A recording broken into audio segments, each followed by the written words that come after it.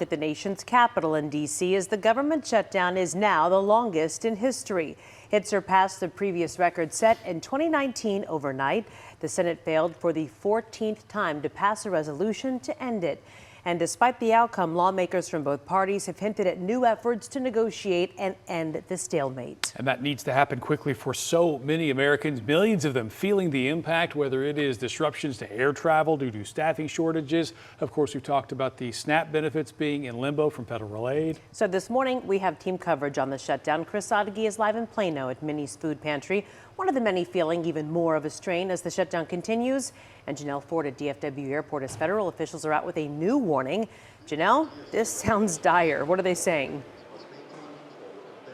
So Transportation Secretary Sean Duffy, he isn't mincing words. He says that if this government shutdown drags on into next week, parts of the nation's airspace could close because there simply would not be enough air traffic controllers to manage it.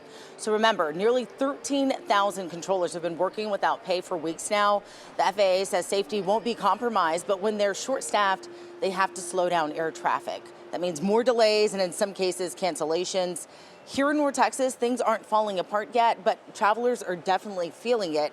DFW and Love Field have both seen longer TSA lines this week and some scattered delays. In fact, I just checked FlightAware and there are a couple on the board already. But over in Houston, it's been worse. A ground stop at Hobby Airport yesterday because of staffing issues and wait times topping 3 hours earlier this week at Bush Intercontinental.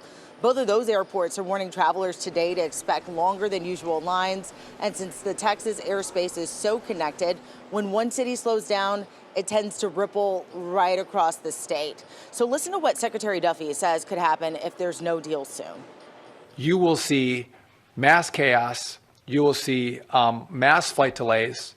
You'll see mass cancellations, and you may see us close certain parts of the airspace because we just cannot manage it because we don't have the air traffic controllers. So what can you do? Before heading out, check the DFW Airport app or Love Field's website. They update in real time so you can see wait times and any flight delays before you even leave home. But for now, it's all about patience and planning. If this shutdown keeps going, experts are warning that things could get worse before they get better. And of course, we know that this is not just impacting travelers, it's also impacting a lot of families and their ability to put food on the table. So let's get over to Chris Sadeghi for more on that.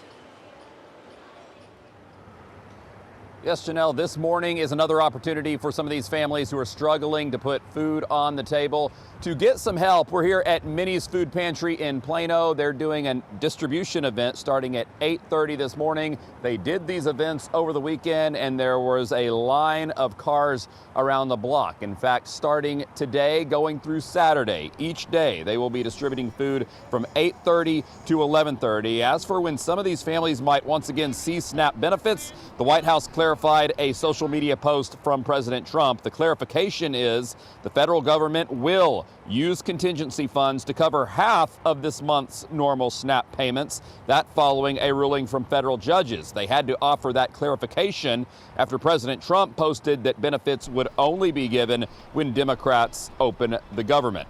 The benefits are desperately needed for many Americans who depend on them and are now turning to food pantries and distribution events like the one happening this morning at Minnie's. This is video from the Tarrant Area Food Banks event in Denton on yesterday. Now, coming up in an hour, we're going to talk to the founder of Minnie's Food Pantry, Cheryl Jackson, about the need they're trying to fill for so many of these people who are looking for some kind of help.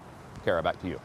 Thank you, Chris, for the insight. And more than 3 million Texans depend on SNAP benefits. And right now, as we mentioned, that help is on hold. That's why we put this QR code on your screen. You can scan it to see a growing list of local spots stepping up from food banks to restaurants and nonprofits. Listen, don't worry. We're going to keep it updated as the shutdown continues daily, so you can always find a way to get help when you need it. Okay, Mario.